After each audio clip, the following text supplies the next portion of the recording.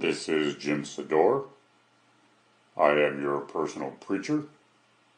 You're listening to the Bible Exposition channel. Hey, welcome back everybody. We are currently in a study of the covenants. It's been about a week since I actually put something new out there. I've been going through a health issue over the past week, but I'm starting to feel a little better. I'm going to review a little bit about what we've been discussing. As you all know, we're talking about the covenants. I got into the new covenant last time, and that will become a reality after the age of grace has come to an end and the church gets raptured. Israel then will come under the promises of the new covenant when all things of God will be written in their hearts. They will not have to work at studying about God. They won't have to memorize anything as they do now. It'll be automatic as a result of these covenant promises. So if we go back to the very beginning, we're going to come back to a few programs ago and get into more detail about the most important of all the covenants, which is the Abrahamic.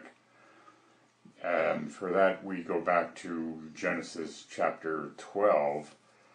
I'm even going to go back a little further and start in chapter 11. Now remember that time-wise, this is about halfway between Adam and Christ's first advent. Around 2000 BC is when this is occurring.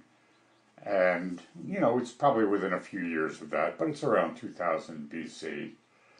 God's been dealing with the entire human race as a race of people. There's been no division in how one group would approach God compared to another. Everybody, whoever they are, whatever their lot in life is, had to approach God on the same basis, and that basis was to recognize a need and to bring an animal sacrifice to God, and He would accept them. But that was very, very rare, because the human race just simply wants nothing to do with God, and that continues to this very day.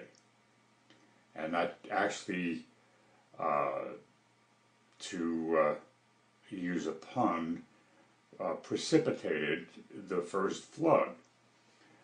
A couple hundred years after the flood, they got involved in the Tower of Babel under Nimrod and instituted all these false religions that have plagued the human race ever since. So 200 years after Babel, in the scope of 2,000 years,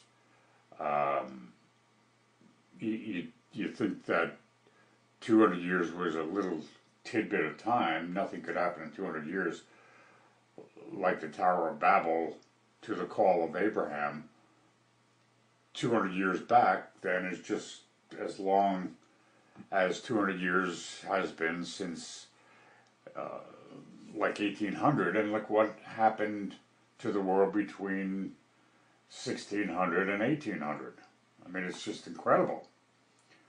So when I say that it was only 200 years between the Tower of Babel and Abraham, don't think that that was just a snap of the finger. That was a long time, and it is a long time. Now, in that 200-year period of time, the human race succumbed to sin. They're all living in a relatively small area on the planet. However, the human race expanded. They began pagan worship. They began worshiping all these mythological gods and goddesses. Out of that population of abject idolatry, God puts the finger on one guy, one out of millions, and that is Abraham, down in Ur of the Chaldees, which is just below the Euphrates River, same as today's Iraq, a few miles away from Baghdad, which is now, or was, the ancient city of Babylon. All right, so let's start taking a look at the call of Abraham, and let's go back to chapter 11 in Genesis, verse 31. And here's what it says. And Terah took Abram his son, and Lot the son of Haran's his son's son, and Sarai his daughter-in-law, his son Abram's wife.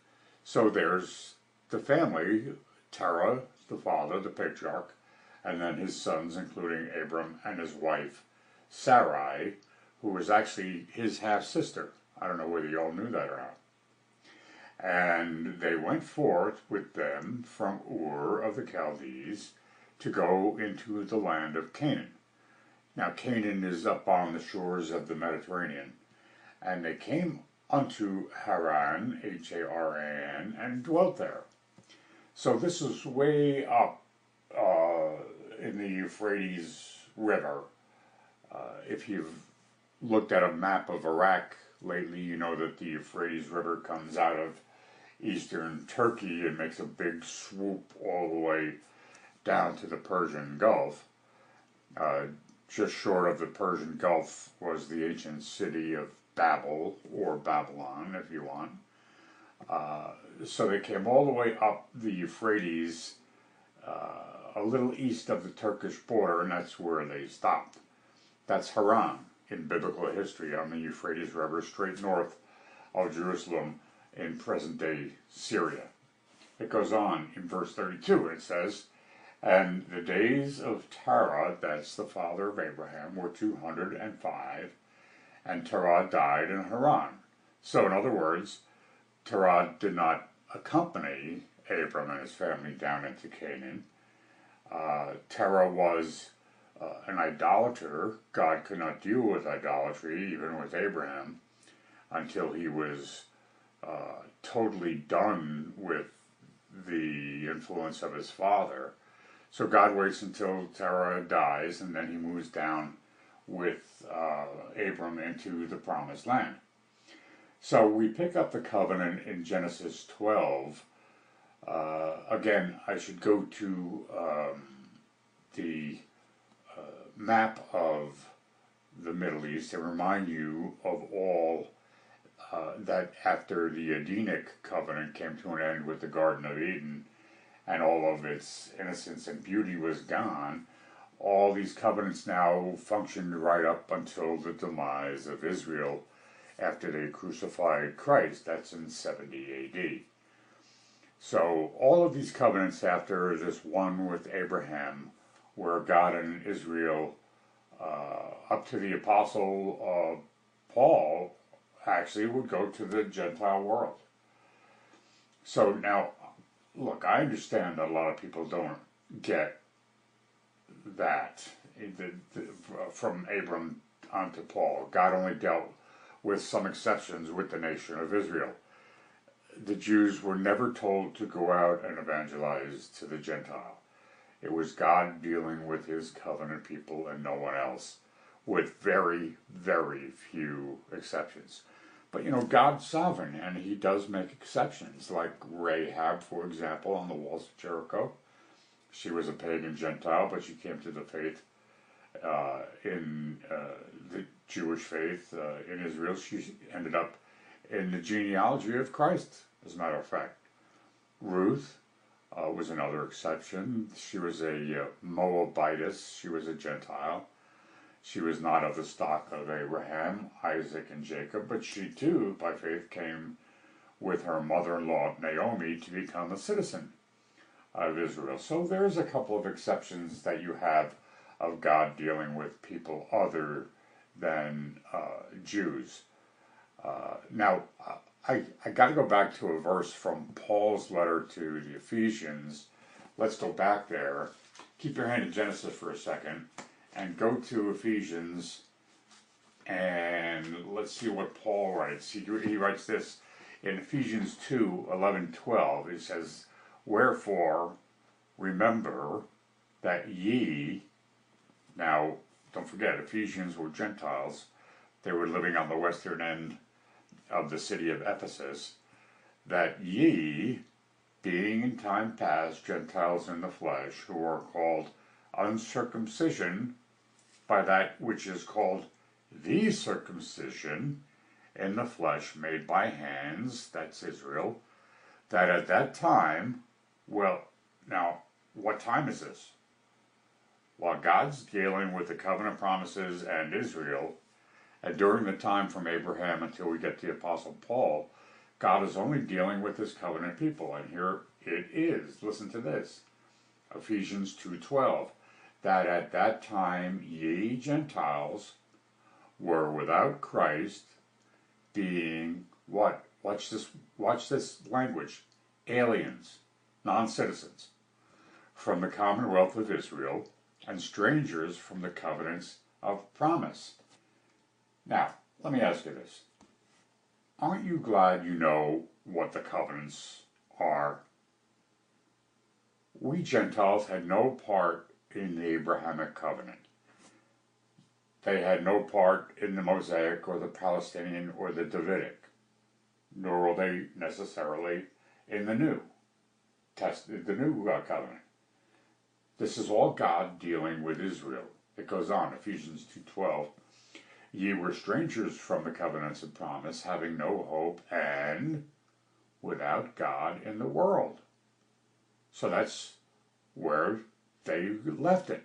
The Gentile had no hope of salvation, and you can't blame God. They had 2,000 years at the beginning. They walked it all underfoot. They rejected everything. What was to make them any different having that chance during Christ's earthly ministry? They would have walked that underfoot also. But God wasn't being unfair. He's going to set the stage for where he can send salvation to the Gentiles.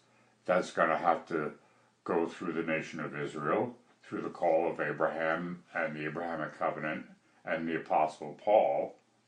So now come back to Genesis 12. We're going to take our time on this Abrahamic covenant. And let's see, Genesis 12:1, it says, "Now the Lord had said unto Abram, Get thee out of thy country, and from thy kindred," that means removed from your family, "and from thy father's house, Terah," get out from under his idolatrous influence, "unto the land I will show thee." Now, he doesn't tell them where it is. He just says to get there.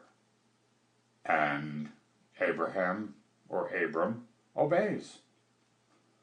Genesis 12:2 goes on and says, "I will make of thee a great nation, and I will bless thee." So number one, he's going to make a great nation. Number two, we will bless thee.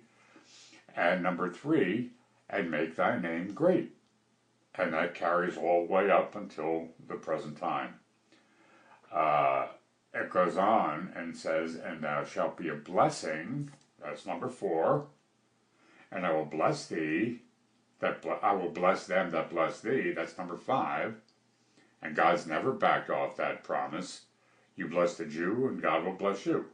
It's a promise. It's never been rescinded.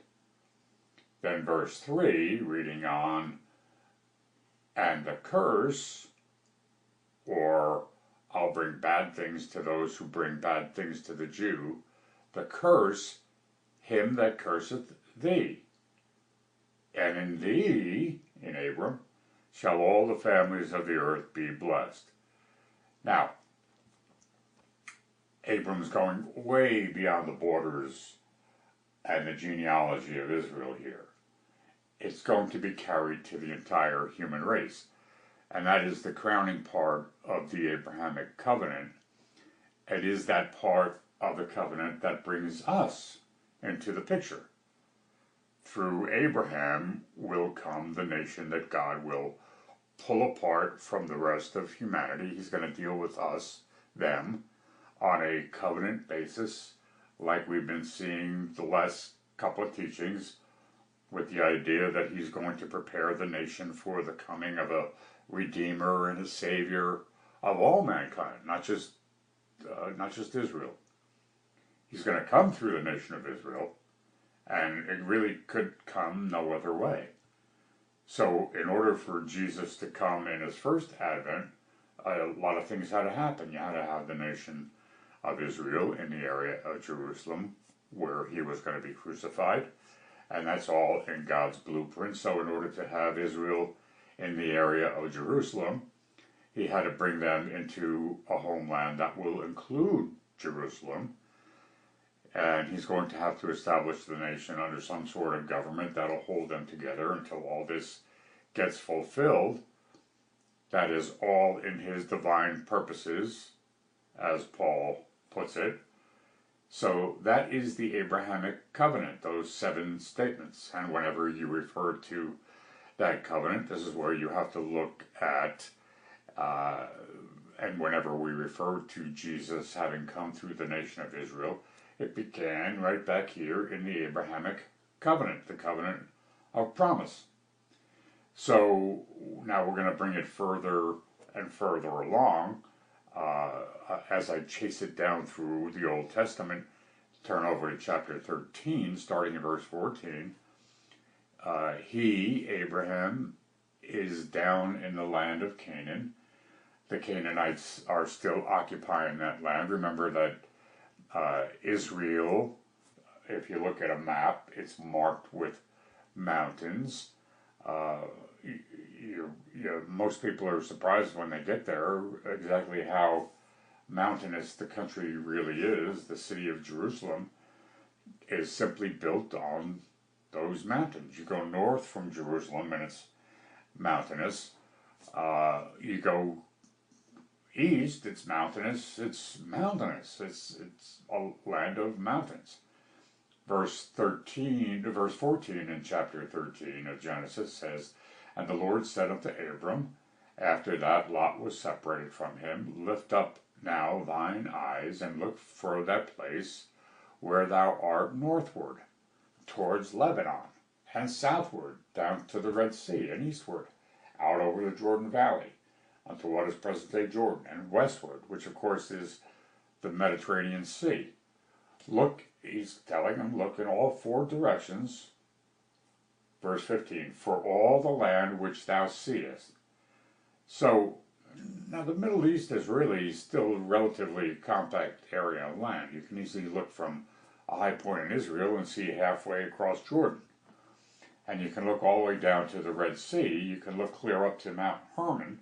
So Abraham took in a lot of square miles with just one view. Now look what it says here in verse 15. "For all the land which thou seest, to thee I will give it, and for thy seed forever."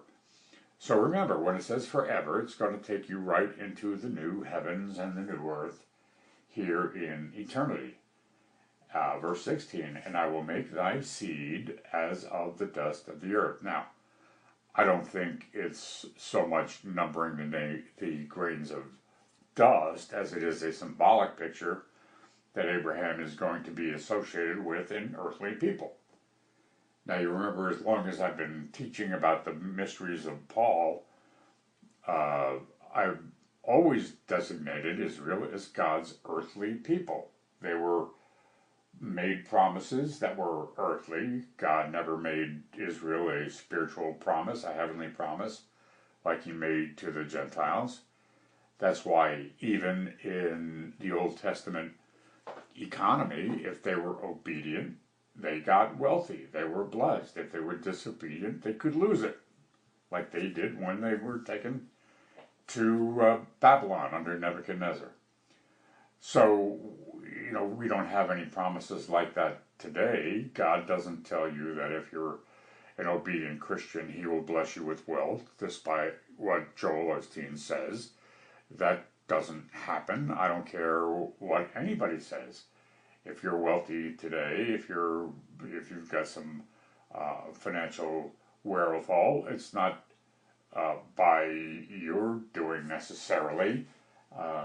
It's by God's grace. So when we get into Paul's epistles, it's not the earthly people we're associated with, but what? Heavenly. So there's a difference there. The Jews are an earthly people. The Gentiles will be and are a heavenly people with heavenly promises. So as Gentiles, we're just strangers here on this planet. We're citizens of heaven because we have heavenly connected promises. Israel's promises are all earthly. And let's go to Genesis verse 5 in chapter 15 and listen to what it says. And he brought him forth abroad and said, Look now toward heaven and tell the stars. Now, you got to get this picture. He looked at the dust, that's earthly, and he looked at the stars, and that's what? Heavenly. So Abraham has a connection not only to the earthly people of Israel, but also to you and I of the church age, and he realizes this. And that's where a lot of Christendom have everything so totally twisted, telling you that you become a believer and you become a Jew. No, that's not what Scripture teaches. The Scripture teaches that we have become recipients of the gospel of salvation because of the covenant God made with Abraham. So here's the point I'm getting at. When God made that covenant with Abraham, was it after circumcision or before? Well, it was before circumcision. Was it after the law or before? It was before. So what did Abraham have going for him than to just simply believe what God said? Nothing. So now, what can we put on that? How was Abraham saved? Same as us. Faith plus nothing. Right? That's exactly where we are.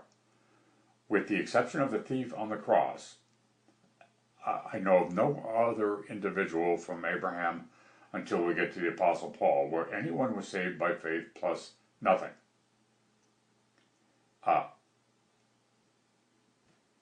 Over 2,000 years, we're still connected with Abraham with an overview from the Jews, but not of the Jews. We're not Jewish.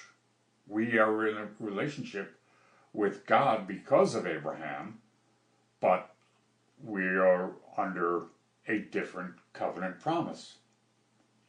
Our promise is faith plus nothing. That's not the promise of the Jewish people. So I think that's going to do it for today's teaching. We'll get to the next teaching maybe tomorrow. Hope you all have a great day and God bless. Thank you for listening to the Bible Exposition channel. The Bible Exposition channel is a partner-supported ministry. If this teaching has been a help to your understanding of the Scriptures, and you'd like to see others enjoy the teaching, your support would be greatly appreciated. Write to us at the Bible Exposition Channel Ministries, 13182 Huerta Street, Venice, Florida, 34293, Huerta Street, Huerta, or call 941-600-7156. Remember to share these teachings with all your friends and family. Just go to jamespsedore.podbean.com.